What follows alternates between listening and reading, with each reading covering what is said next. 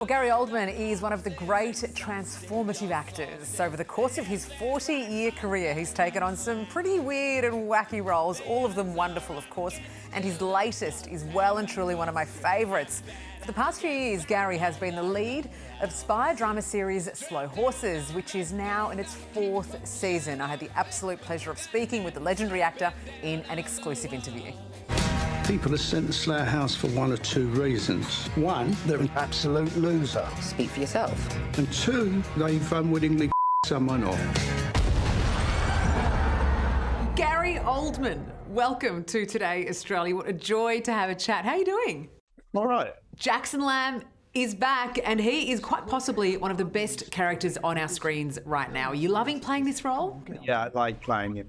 You know, the show's based on these books. This whole world, the universe that he's created, and these people, these characters, you know, I owe a lot to Mick. I mean, I bring my imagination and skill set to it, but a lot of the work that was there was done for me. It's such a wonderful character. Was it a bit of a stretch to play this role? I wouldn't have thought so. I pretty much used my own accent. Very little costume, perfect. I've worn wigs, I've had prosthetic makeup, I've had, you know, fat suit, I've smoked cigars. I've done the whole thing. I've been disfigured, I've been Beethoven, I've shot the president. But this is really good. I come in, I put those old clothes on, go into makeup, they put some grease in my hair, put a bit of makeup on my face, and then shove me out the door and point me towards the set. I need to send a message. You're about to find out that it's all just starting. He's a monster. He created the assassination squad. I absolutely devoured Slow Horses. It's one of the best series I've ever seen. And I think it's because we can kind of all relate to it. I mean, Jackson Lamb gives this air of not giving us stuff, but he actually does care. Your character has so many intricacies, all of them do actually. There's no filter with Lamb. He's so sort of direct. The television audiences hold a great deal of information in their head, and they're very smart, and they get it very quickly. If you're smart, you know that it's all weaponized. Yes, he's insulting, but he might be rallying the troops. He might be putting someone on the back foot. It is part of his spycraft, you know, and plus the fact he's an alcoholic, so of course he is going to sleep on the sofa in the office.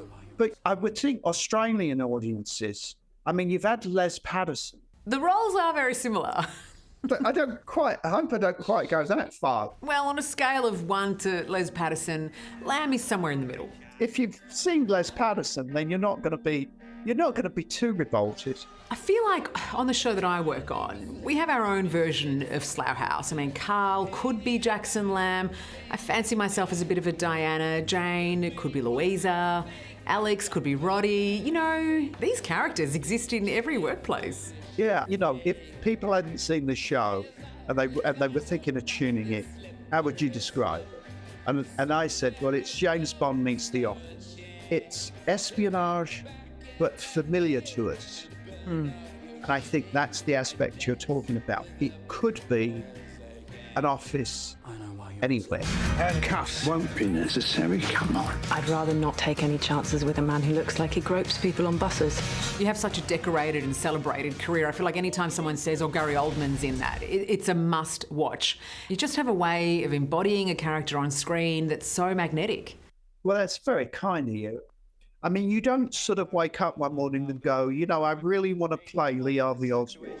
A great deal of my career has been, no, I can't do that, or I don't want to do that. And then it comes back, and then I go, I'll tell them I'm not interested, and then it'll wash back up again on the shore. And then you go, well, maybe I should really think about this and consider this. You know, directors sometimes, they're like a dog with a bone. They'll get an idea in their head, and they will not let it go. So sometimes I've just been beaten up, and I've said, oh, God, I'll do it. With Jackson Lamb, you know, it was reading it and thinking, oh, yeah. Yeah. Thank you so much for your time, Gary. And we got through this interview without a fart or a burp like Lamb, so thank you. Yeah, and I'm drinking water, so, you know, we're all good. I'm going back to bed. Would you also consider a shower? Yeah, it's a tempting offer, but I don't think that's appropriate right now. I mean, apart from anything else, but my team just died. Oi. What is not to love? Have you seen Slow Horses? Yeah, I've only seen the first season. Though. Oh, mate, I just the fourth one's out now. You have a lot to catch up on because it is brilliant. It's now streaming on Apple TV Plus, and you have to watch By it. the way, I resent the remark that I'm like Sir Les Patterson. No, you're like Jackson Lamb, which is somewhere between Zero and Liz Patterson, so it's not so bad. And Uncle Arthur, a little bit too much to drink. Remember that one? Great stuff. Very You were Australian. really enamoured by him, weren't you? I love Gary Oldman. Yeah. Who doesn't love Find him? him attractive? Maybe not in that role specifically, but yes, I find his mind very attractive. It's a strange one, this one. Hey there, Today fans, Sarah and What's my name again? oh my goodness, Carl. Hey, thanks for watching our YouTube channel, though. Subscribe now for more news, special reports, and amazing Aussie stories. And Carl misbehaving, Whoa, of course. that never happens. always happens. What's she talking about? Always happens.